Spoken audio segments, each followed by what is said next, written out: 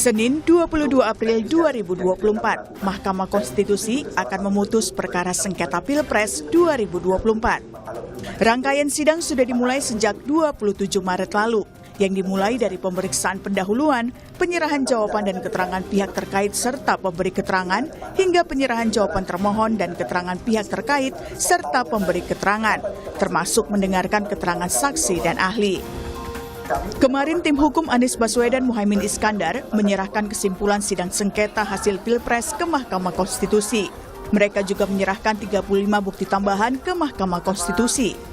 Tim hukum Amin meyakini bahwa semua bukti yang disampaikan selama sidang sengketa hasil Pilpres 2024 di MK sudah lengkap.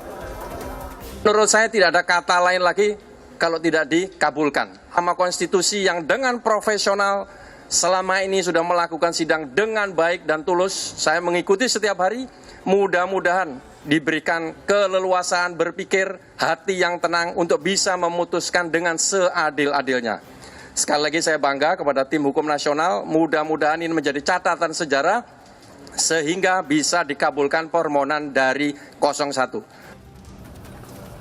Senada dengan itu, kubu calon presiden dan wakil presiden nomor urut 3 Ganjar Pranowo Mahfud MD menyebut ada 5 kategori pelanggaran pemilu yang harus disimak oleh Majelis Hakim Konstitusi.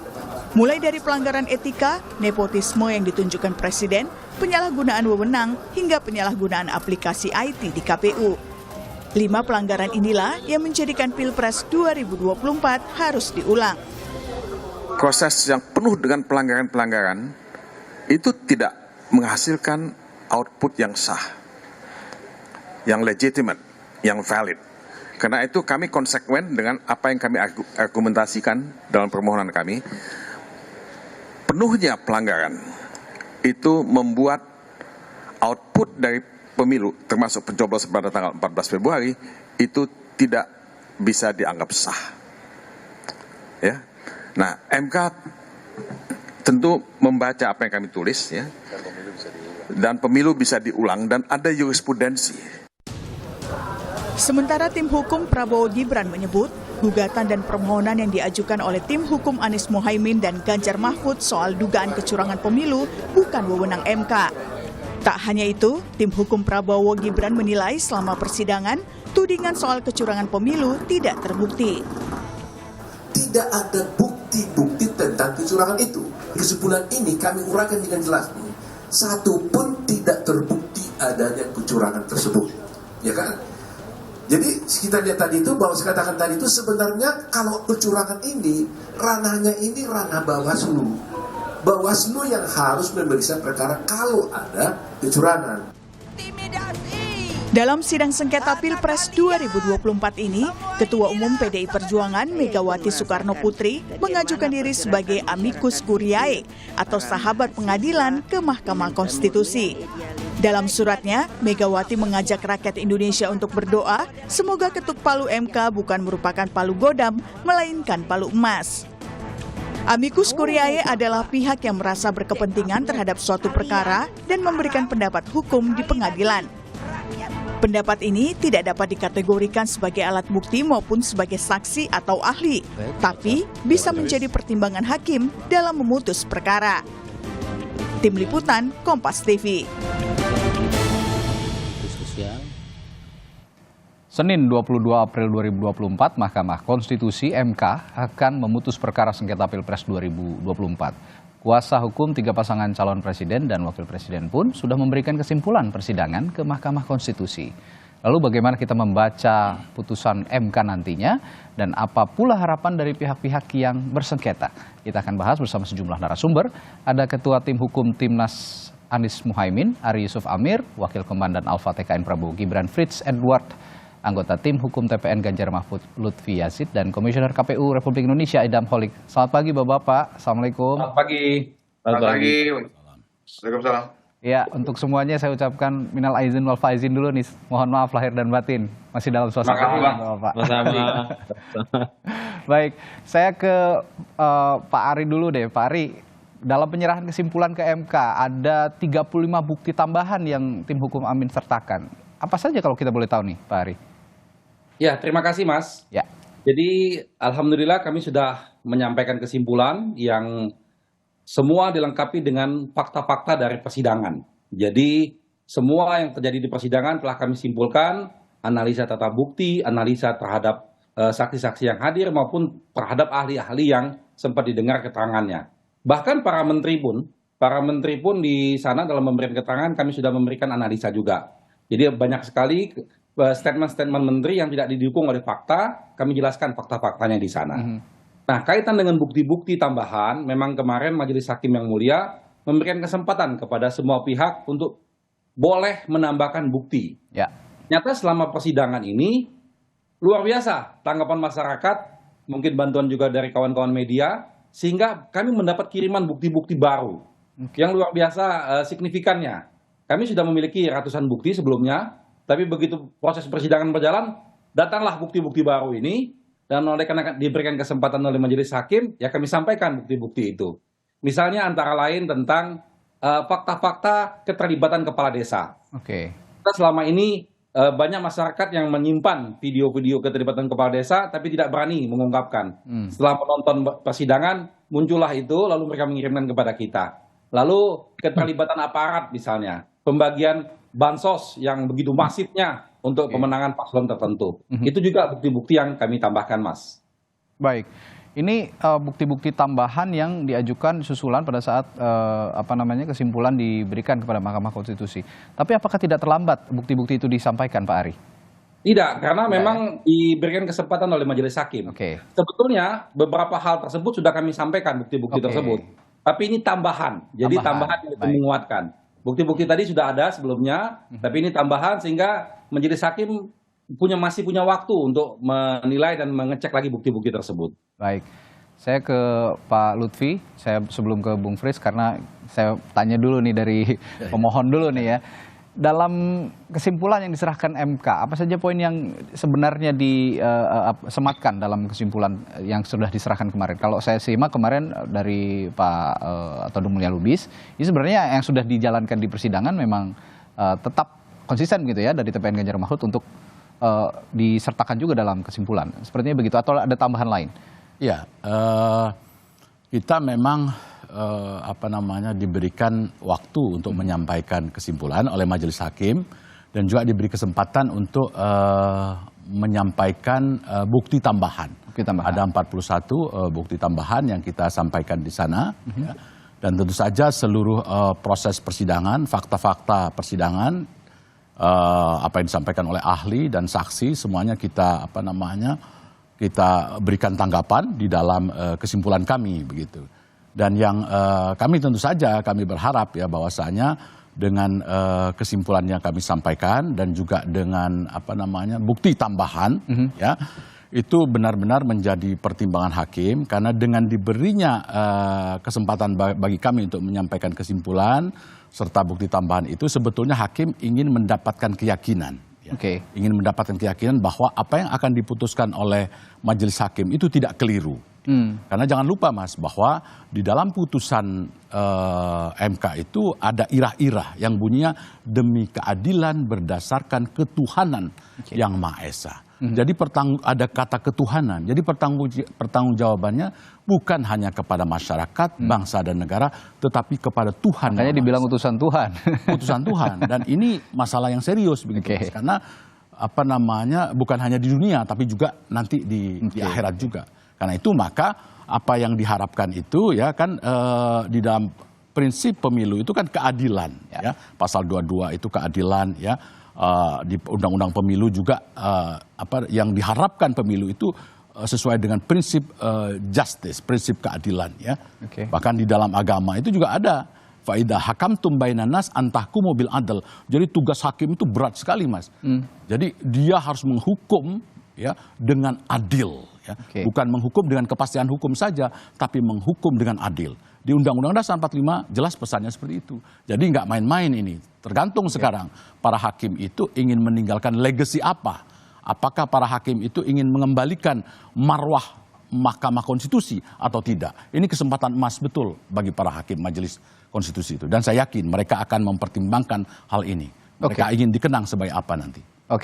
Di tengah proses yang sedang berjalan di MK, kemarin sudah menyerahkan berkas kesimpulan begitu Pak Lutfi. Ini Ketua Umum PD Perjuangan, Bu Megawati Soekarno Putri menyerahkan juga surat kepada MK gitu, tertulis tangan. Yang isinya juga dia sebagai warga negara Indonesia mengajukan sebagai amicus curiae atau sahabat pengadilan. Dan kata-katanya pesannya juga cukup dalam gitu, tidak boleh hakim ini mengetuk palu sebagai palunya itu palu godam gitu ya. Kalau bisa palu emas gitu. Apakah makna ini juga selaras dengan kesimpulan yang disampaikan kemarin? Iya, jelas ya. Ibu Mega ini saya kira satu-satunya ya. Sekarang tokoh atau pimpinan partai politik ya, yang concern betul dengan tegaknya rule of law, yang concern betul bahwa MK ini menjadi the guardian of constitution dan Pancasila. Jadi tulisan beliau juga di Harian Nasional itu saya kira luar biasa ya. Dan kemudian beliau menyampaikan amicus curiae ini juga merupakan harapan beliau ya selaku seorang negarawan atau negarawati ya. Dan saya kira itu pesan yang sangat penting bukan hanya bagi Mahkamah Konstitusi tapi juga bagi bangsa Indonesia. Ya. Jadi luar biasa respect saya kepada Ibu Megawati. Oke, saya juga minta respons dari Bung Frits nih dari TKN Prabowo Gibran. Tim hukum Prabowo Gibran menyebut selama persidangan tudingan kecurangan pemilu itu tidak terbukti. Saya mengutip itu dari Prof. Yusril. Nah, dari sisi mana Anda melihat hal itu, Bung Frits? Iya Mas, kalau kita bisa melihat ya dari permohonan paslon 1 dan paslon 3, kalau kita mengerucutkannya ke dalam 5 bagian, maka kita akan dapat bisa mengambil 5 bagian penting dari kedua permohonan tersebut. Bagian pertama yaitu terkait dengan putusan MK 90, itu terkait dengan bagaimana pencalonan Mas Gibran misalnya. Itu sudah dibantah dari segi ahli hukum tata negara yang mengatakan terkait bagaimana putusan mahkamah harus dilakukan. Konteks kedua yang menjadi pokok persoalan adalah soal bansos. Di mana soal bansos 4 menteri sudah menjelaskan bagaimana proses persetujuan serta penyalurannya. Konteks ketiga adalah soal Sirekap. Ahli KPU sudah mengatakan dan bahkan Hakim Konstitusi Arief Hidayat juga bertanya dalam proses persidangan, kenapa kita memperdebatkan sesuatu yang tidak dipergunakan. Yang konteks keempat adalah bagaimana soal penyalahgunaan jabatan PJ. Dari persidangan kita bisa melihat bagaimana daerah-daerah yang PJ-nya paling banyak, misalnya seperti Aceh, paslon 2 kalah di Aceh misalnya. Tapi kalau kita melihat ke daerah yang tidak ada PJ-nya, misalnya kayak Bali misalnya, paslon menang. Apakah itu di mana ada korelasinya? Dan yang ketiga dan yang kelima misalnya terkait bagaimana ketidaknetralan penyelenggara. Mahkamah Konstitusi bahkan memanggil ketua dan anggota DKPP untuk bisa memberikan keterangan di Mahkamah Konstitusi.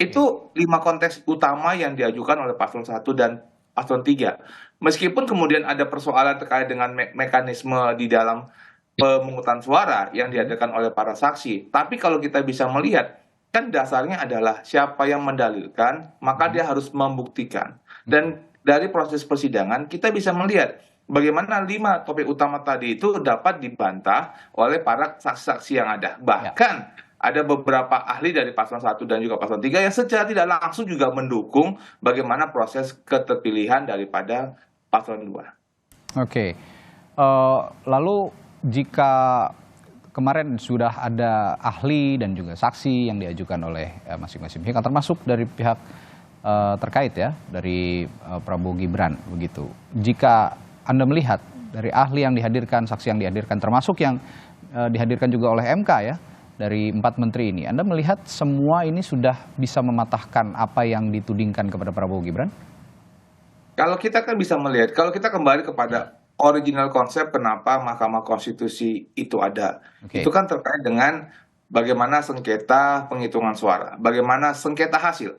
Tapi kan kemudian paslon 1 dan paslon 3 tidak fokus kepada sengketa hasilnya. Tidak dapat menyebutkan angka berapa yang sebenarnya yang diinginkan. Berapa angka seandainya paslon 1 dan paslon 3 menginginkan agar SK KPU 360 dibatalkan. Paslon 1 dan paslon 3 tidak mampu untuk menyampaikan berapa sebenarnya perolehan suara yang inginkan. Yang kedua, kalau kita bisa mengacu kepada saksi dan bukti yang sudah disampaikan oleh paslon 1, 2, dan 3 dalam proses persidangan, kami dapat mengatakan bahwa Mahkamah Konstitusi sudah punya cukup bukti untuk membatalkan, untuk menolak, untuk menyatakan bahwa permohonan paslon 1 dan paslon 3 tidak beralasan secara hukum dan tidak didukung oleh bukti-bukti untuk dapat menyetujui apa yang diinginkan oleh paslon 1 dan paslon 3. Jadi Bang, secara permohonan apa yang diinginkan juga tidak merupakan kewenangan daripada Mahkamah Konstitusi, karena paslon 1 dan paslon 3 meminta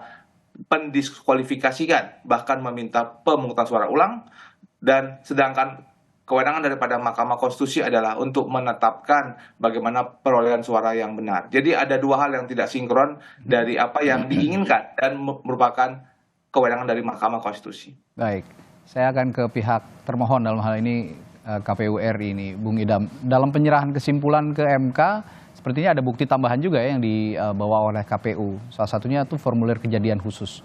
Ini kalau masyarakat awam sepertinya belum paham betul gitu. Apa sebenarnya formulir kejadian khusus itu? Bisa Anda jelaskan, Bung Idam? Ya, sesuai dengan permintaan Majelis Hakim yang mulia, Mahkamah Konstitusi bahwa KPU harus menyerahkan formulir model D catatan kejadian khusus dan atau keberatan saksi paslon peserta pemilu presiden dan wakil presiden. Kemarin sudah kami serahkan seluruhnya se-Indonesia. Jadi formulir tersebut memuat dua kategori klasifikasi. Yang pertama itu catatan kejadian khusus selama proses rekapitulasi. Yang kedua itu adalah keberatan dari para saksi paslon peserta pemilu presiden dan wakil presiden. Yang diminta ini adalah catatan keberatan. Apakah selama proses rekapitulasi berjenjang ini berapa banyak saksi paslon peserta pemilu presiden dan wakil presiden itu menyampaikan keberatannya secara tertulis? Karena itu adalah dokumen otentik. Mulai dari rekapitulasi di tingkat BPK, KPU Kabupaten Kota, KPU Provinsi, sampai dengan KPU Republik Indonesia. Dan kemarin sudah kami serahkan dan kami sangat yakin keputusan KPU nomor 360 tahun 2024 ini tidak dibatalkan. Oke, lalu kedudukan dan kekuatan hukumnya sebenarnya untuk formulir kejadian khusus ini seperti apa, Bung Idam? Formulir model D kejadian khusus dan atau keberatan saksi ini adalah rekaman ya, rekaman otentik terhadap proses rekapitulasi yang berlangsung yang diikuti oleh para saksi dan Bawaslu. Dan kalau sekiranya dalam rapat pleno rekapitulasi tersebut tidak ada catatan ataupun tidak ada keberatan, berarti proses itu dianggap lancar. Ya. Dan hal ini kemarin rekapitulasinya dan buktinya sudah kami sampaikan ke Majelis Hakim. Baik. Saya kembali ke Pak Lutfi ini. Dalam kesimpulan tim hukum menyebut ada 5 pelanggaran begitu, Pak Lutfi. Ada pelanggaran etika, nepotisme yang ditujukan kepada presiden, termasuk penyalahgunaan wewenang hingga penyalahgunaan aplikasi IT KPU. Nah, menurut Anda semua ini terbukti di pengadilan? Kemarin sudah banyak saksi juga dan ahli yang dihadirkan? Iya, jelas. Kami yakin ya bahwasanya apa yang terjadi di dalam persidangan, proses persidangan terbukti. Ya. Dan di sana juga jelas bahwasanya KPU ya dan Bawaslu itu ya mohon maaf ya, bukan mohon maaf ya, memble menurut saya ya. Karena misalnya ya, tadi walaupun Bung Frits bilang putusan MK itu tidak bermasalah, ya, tetapi putusan MK nomor 90 itu tidak masalah. Tapi itu sebetulnya bukan self-executing. Artinya KPU itu harus merubah dulu peraturannya terkait umur dari dari Gibran itu ya. Jadi dan itu tidak bisa dibantah oleh mereka ya. Begitu juga dengan Bawaslu. Kan selalu ini persoalannya ada di Bawaslu. Padahal Bawaslunya tidak aktif. Sementara ya di dalam Undang-Undang Pemilu pasal 454 Bawaslu itu harus aktif. Artinya dia harus melekat. Bawaslu itu makanya disebut dia pengawas, badan pengawas. Jadi kalau pengawas itu artinya harus aktif, bukan badan penerima laporan. Nah ini semuanya di dalam persidangan mereka nggak bisa membantah argumentasi kita. Soal nepotisme juga tentu saja. Ya. Soal cawe-cawe dari Presiden RI itu dalam bantuan bansos misalnya, pendistribusian bansos misalnya, itu kan semuanya tidak bisa dibantah di dalam persidangan, itu semuanya terbukti ya. Kita yakin karena itu maka kami percaya bahwasanya Hakim MK itu tidak akan hanya berhenti di dalam angka-angka ya, tetapi majelis hakim MK itu juga akan bersifat progresif, ya, kualitatif, ya, dan dan akan membuat kejutan menurut saya di dalam putusan nanti. Pak Lutfi, tapi bagaimana dengan sejumlah menteri yang diundang kemarin itu mengatakan bahwa bansos yang salah satunya yang diprotes begitu ya oleh pemohon baik dari kubu Anda maupun dari kubu 01. Bagaimana dengan penjelasan menteri-menteri bahwa ini bansos ini disalurkan oleh presiden bukan menggunakan anggaran Kementerian Sosial pada saat itu kan dijelaskan seperti itu. Tapi ada juga anggaran dari presiden karena Kementerian Sosial tidak lagi menangani bantuan sosial langsung secara langsung ya, terutama untuk beras misalnya dan juga uang tunai begitu. Ini langsung di take over oleh presiden karena memang Kementerian Sosialnya tidak mau menangani itu. Bagaimana Anda merespons hal ini? Tapi jangan dijawab dulu ya Pak Lutfi. Saya akan tanyakan ini setelah jeda di Sapa Indonesia Pagi, tetaplah bersama kami. Hal yang paling dipertentangkan pada saat sidang sengketa hasil Pilpres kemarin yang sedang berjalan dan akan diputus oleh Hakim Konstitusi pada Senin nanti 22 April adalah salah satunya soal bantuan sosial yang digulirkan pada saat beberapa saat sebelum pencoblosan pemilu presiden. Nah, tadi saya tanyakan Pak Lutfi, pada saat MK memanggil para menteri, ini sepertinya soal bantuan sosial ini juga tidak menjelaskan betul bagaimana penyaluran bansos ini salah begitu seperti yang dinilai oleh para pemohon. Nah, yang paling tampak ketika Menteri Sosial Tri Risma hari ini menjelaskan bahwa itu tidak ditangani lagi oleh Kementerian Sosial sehingga di take over oleh Presiden. Nah, ini agak lucu juga ketika ada persinggungan itu, ada permasalahan soal itu, ternyata memang Kementerian Sosial tidak menangani. Nah, itu bukti-bukti yang atau pernyataan-pernyataan yang akan dijadikan alat bukti oleh persidangan terutama oleh Hakim Konstitusi. Bagaimana melihat ini? Ya, kita mengharapkan sebetulnya para menteri itu bisa menjelaskan lebih gamblang, ya, lebih transparan dan lebih menohok. Ya. Tetapi kan lebih banyak normatif. Ya. Sebetulnya dari awal kita sudah berharap bahwa para menteri itu tidak normatif. Ya.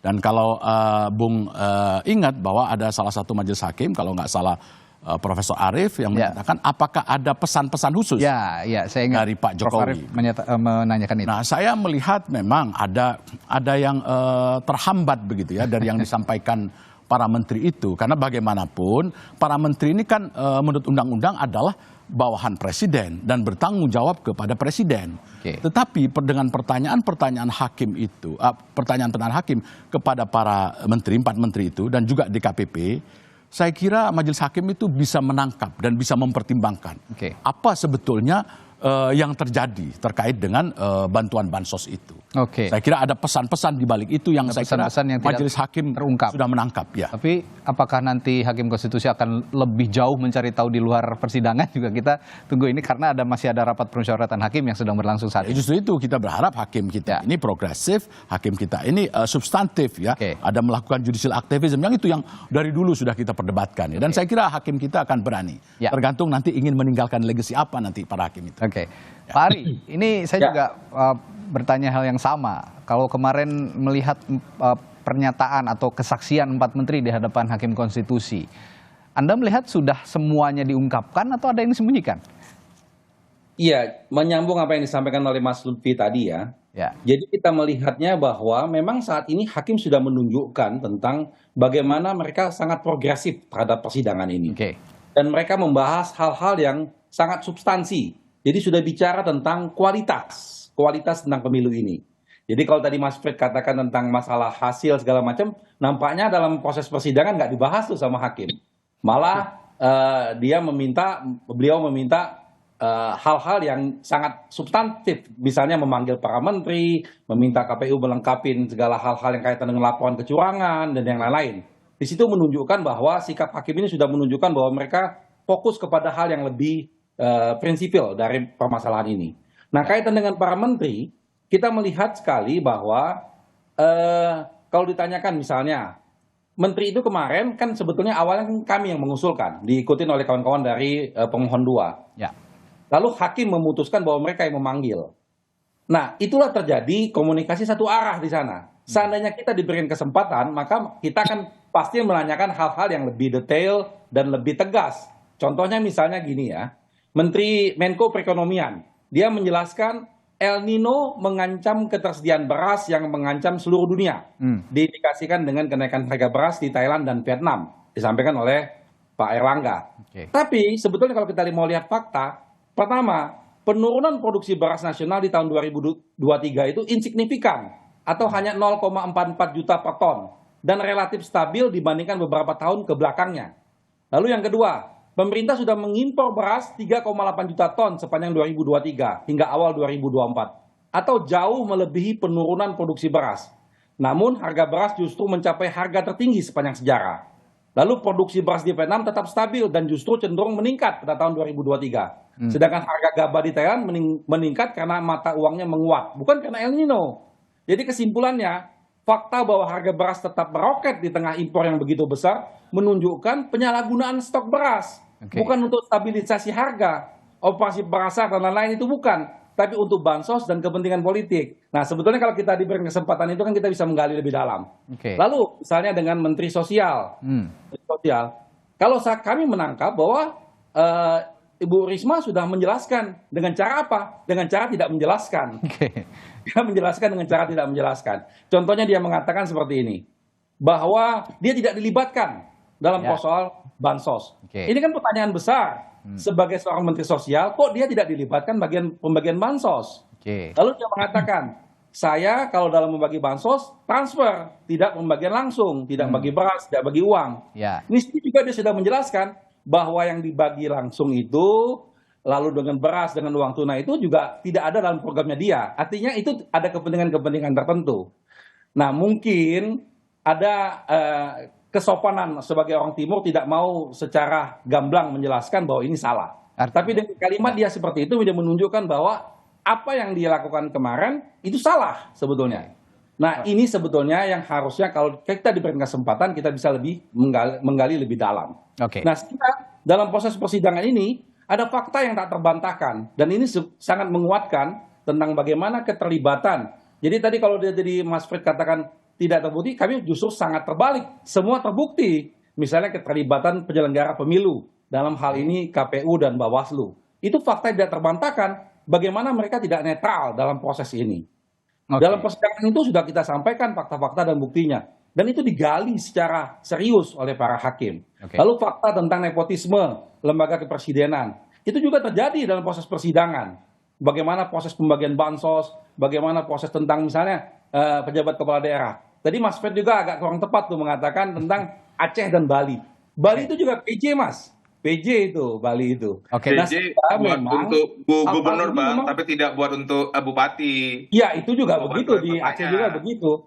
Artinya, sekarang Aceh, PJ-nya itu langsung diganti. Gara-gara kalah jadi kan, langsung diganti Aceh itu. Nah, ini hal-hal yang menunjukkan bahwa proses kecurangan itu telah terjadi. Dan itu betul-betul meyakinkan majelis hakim. Sehingga apa yang disampaikan oleh Mas Lutfi tadi, kami meyakini juga bahwa dalam putusan nanti insya Allah hakim akan menunjukkan sikapnya yang sangat progresif. Seperti itu, Mas.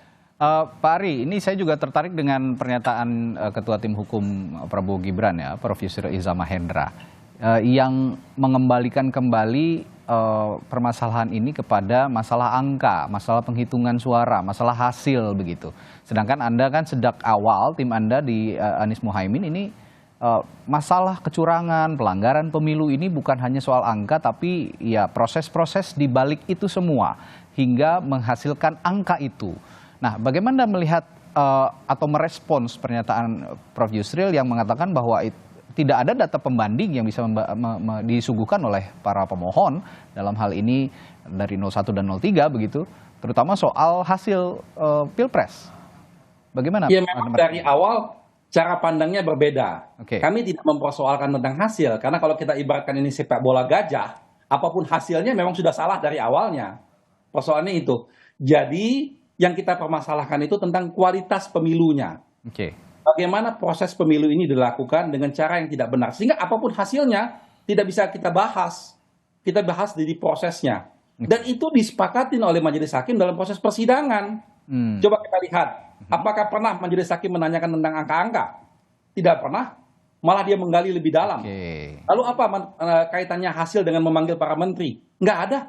Artinya apa? Apa yang disampaikan oleh kawan-kawan dari pihak terkait ini, lawyer-lawyernya itu sesuatu hal yang sudah tertinggal. Ini kita sudah bicara ke depan, sudah bicara hal yang lebih kualitatif, bukan lagi kuantitatif, gitu. Oke, ya, Bung Frits, Anda bagaimana merespons ini? Bahwa hakim konstitusi yang saya ikuti juga memang demikian, tidak pernah menyinggung soal angka hasil begitu. Bagaimana melihat ini? Karena pertama-tama, Bang, kalau kita melihat kepada kalau kita dalam konteksnya hakim ya, itu kan pertanyaan yang sudah berapa kali diajukan oleh hakim kepada paslon 1 dan paslon 3. Dan jelas kalau kita membaca permohonan yang diajukan oleh paslon 1 dan paslon 3, tidak ada di dalam permohonan tersebut yang menyatakan berapa jumlah suara yang diinginkan atau berapa jumlah suara yang diharapkan. Sepanjang yang saya baca ya Bang Arya, yang itu tidak ada. Tapi hakimnya nggak pernah nanya. Tidak ada di dalam permohonan. Iya betul, tapi hakim nggak pernah nanya. Ya hakim kan akan bertanya apa yang di dalam dimohonkan. Jadi untuk apa hakim bertanya? Karena di dalam permohonan sendiri tidak ada. Tapi begini, kami tidak membahas itu. Sebentar. Karena kami itu nggak penting. Itu sudah bisa dilihat dari bentuk permohonan itu. Dan yang kedua, memang enak kasih komentar apabila sudah selesai para ahli atau para menteri yang berbicara. Karena sebenarnya masing-masing pihak kan memiliki kesempatan untuk mengajukan 19 orang. Baik ahli ataupun saksi gitu. Dan seandainya misalnya paslon 1 dan paslon 3 misalnya mau mempergunakan cara pandang. Ini kan hal yang kalau saya bisa melihat apa yang mau disampaikan oleh para menteri kemarin, itu kan bukan sesuatu hal yang baru. Itu merupakan sesuatu yang merupakan dokumen publik yang bisa diakses pada saat proses misalnya tanggal 16 Agustus pada saat pembacaan nota anggaran, ada juga dalam rapat-rapat di Komisi 8, itu bukan dokumen yang baru, tapi itu merupakan dokumen yang sudah dapat kita terima. Harusnya paslon 1 dan paslon 3 sudah bisa menyiapkan ahli yang dapat ahli pangan, kemudian ahli untuk secara soal cuaca, untuk dapat bisa mempertimbangkan apa yang bakal akan disampaikan oleh para menteri ke depan.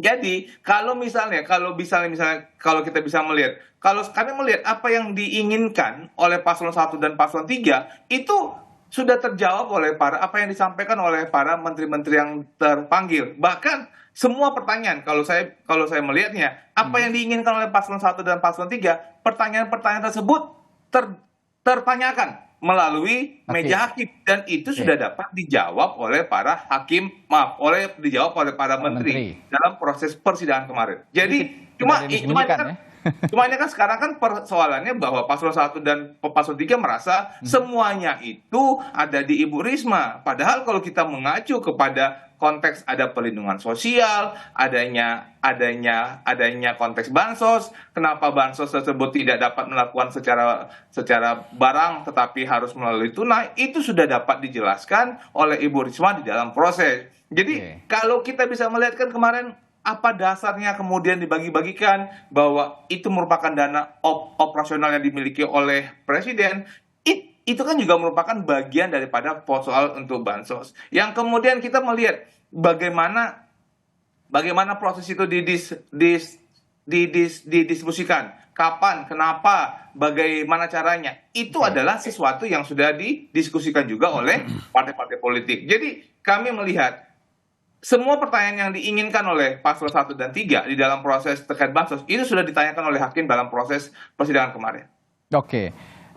Artinya sudah on the track begitu ya menurut Anda, dan juga tidak ada yang disembunyikan lagi. Tapi menurut kami sama dari para saksi yang dihadirkan dari para menteri. Bagaimana? Iya, karena melihat Bang, karena kan semuanya tidak melalui Ibu Risma. Kan kemarin dapat dijelaskan ada namanya jaminan sosial, adanya jaminan kesehatan, adanya sebuah subsidi. Itu kan semua dijelaskan dan tidak semuanya itu dalam kewenangan Kementerian Sosial. Jadi Ibu Risma hanya bisa dapat menjelaskan apa yang merupakan kewenangan dari Kementerian Sosial. Saya kembali ke masalah angka-angka yang tidak disinggung oleh Hakim Konstitusi tadi. Saya juga menyimak hal itu. Memang tidak ada angka-angka sekali yang didiskusikan ataupun yang ditanyakan oleh beda paradigma, Mas. Iya.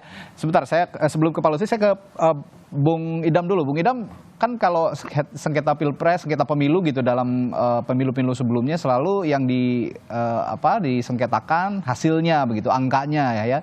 Nah, kemarin angka-angka ini tidak disinggung oleh Hakim Konstitusi, dan KPU juga karena tidak disinggung oleh hakim ataupun ahli yang dihadirkan juga tidak menyinggung hal itu, ahli dan saksi ini juga tidak muncul. Bagaimana Anda melihat hal itu, Bung Idam? Ya, kami berkeyakinan kenapa majelis hakim itu tidak menyinggung pada persoalan perselisihan hasil ya.